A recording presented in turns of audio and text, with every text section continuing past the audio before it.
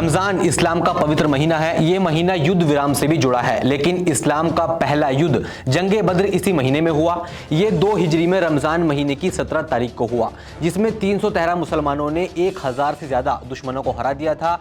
इस जीत ने इस्लाम के प्रसार और पैगंबर हजरत मोहम्मद साहब की छवि को बदलने में महत्वपूर्ण भूमिका निभाई।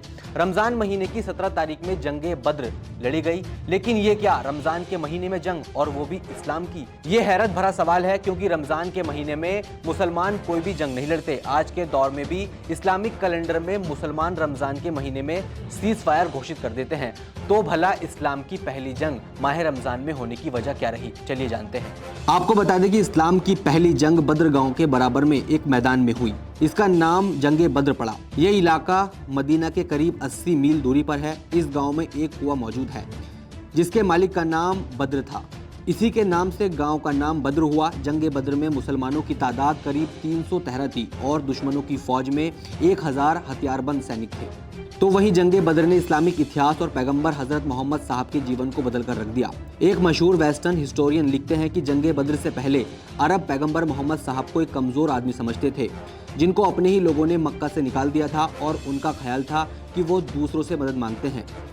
लेकिन जंगे बद्र के बाद पैगंबर मोहम्मद एक बादशाह और मिलिट्री इंजीनियर के तौर पर पूरे अरब में मशहूर हो गए, क्योंकि उन्होंने अपने से 3 गुना बड़ी फौज को हराकर दिखाया, और यही उनकी ताकत थी। आपको बता दें कि मुसलमान का सबसे बड़ा दुश्मन अबू जहल था। इसी बीच अबू जहल ने इमरजेंसी सूचना देने वाले से पूछा कि मुसलमानों की संख्या कितनी है। जवाब मिला 313। अबू जहल ने उनके लिए 1000 लोगों की सेना बनाई, जिसके बाद उनसे घोड़ों और ऊँटों की संख्या पूछी गई, जिसने बताया कि मुसलमानों के पास 2 घोड़े और 70 ऊँट हैं। तो वहीं अबू जहल ने 1000 घोड़े और सैकड़ों ऊँट का इंतजाम किया। जिसके बाद दूसरे दिन अबू जहल की फौज भी वहां पहुंच गई, जो मुसलमानों से 3 गुना बड़ी थी। उन्होंने मुसलमानों को जंग के लिए चैलेंज किया। ललकार के बाद मुसलमानों की ओर से 3 अंसार लड़के आए। उसके बाद हजरत हमजा, हजरत उबैदा और हजरत अली रजी अल्लाह अन्हु सामने आए और लड़ाई शुरू हुई। इस जंग में हजरत उबैदा जख्मी हुए।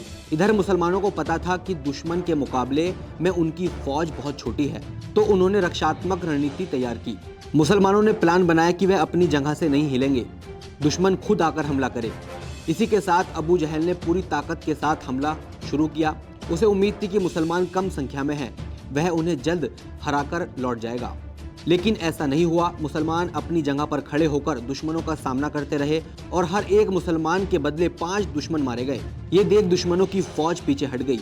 इतने में मुसलमानों ने अपनी जगह बदल दी, जिसके बाद अबू जहल ने दोबारा पूरी ताकत से हमला शुरू किया। लेकिन फिर वही हुआ और दुश्मन पीछे हट गए। इस बार मुसलमानों ने दुश्मनों पर हमला कर दिया और दुश्मनों की फौज बद्र को छोड़कर हर तरफ भागने लगी।